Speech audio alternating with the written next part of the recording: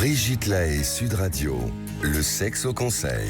Eh bien, Arthur Vernon, on va parler de sodomie, qui est une pratique encore un peu marginale, parce que tout le monde ne la pratique pas, mais qui s'est énormément démocratisée, notamment grâce à la pornographie, dont on a finalement très peu parlé depuis 14 heures, même s'il y a aussi des rapports sexuels tarifés. Mais vous l'aviez très justement dit d'ailleurs, entre deux personnes du même plan, et non pas un client et une prostituée. Alors, la sodomie, il y a plusieurs choses importantes à rappeler. La première règle, c'est de lubrifier, parce que il n'y a pas de lubrification naturelle, donc c'est plus qu'indispensable de lubrifier. Et c'est vrai qu'aujourd'hui, il y a suffisamment de bons lubrifiants.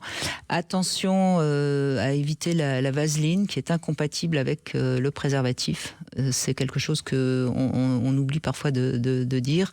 Il faut de préférence quand même utiliser un lubrifiant qu'on trouve soit dans un love shop, en pharmacie ou sur Internet. Ensuite, c'est toujours très important d'être sûr que celui ou celle qui va être sodomisé soit d'accord et soit maître, si je puis dire, de la pénétration et de la situation.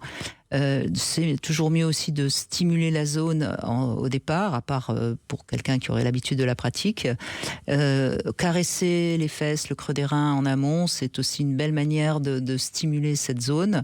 Et au moment de l'intromission, c'est bien aussi de stimuler les organes génitaux, parce que il y a une excitation de toute la zone qui facilite la pénétration. Et il faut, et ça c'est très important à comprendre, lorsqu'on va à la selle, on pousse.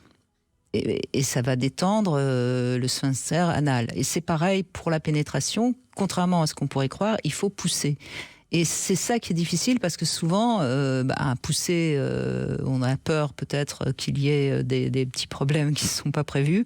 Et pourtant, c'est parce qu'on va pousser qu'on va décontracter, qu'on va laisser le sphincter être pénétré.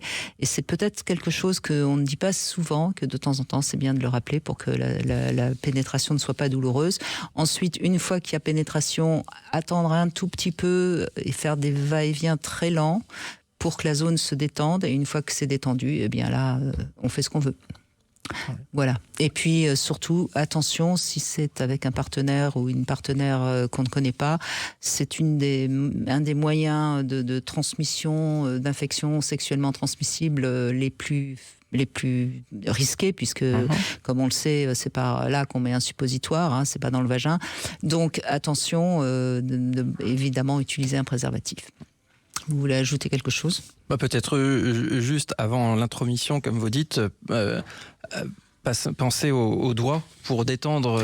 Absolument. L'anus. Ou un petit plug, un petit jouet qui permet de. Voilà, un diamètre intermédiaire, on va dire. Exactement. Voilà. Surtout pour ceux qui sont très. C'est l'avantage des petites verges, il paraît. Voilà. Elles sont très appréciées pour des sodomies.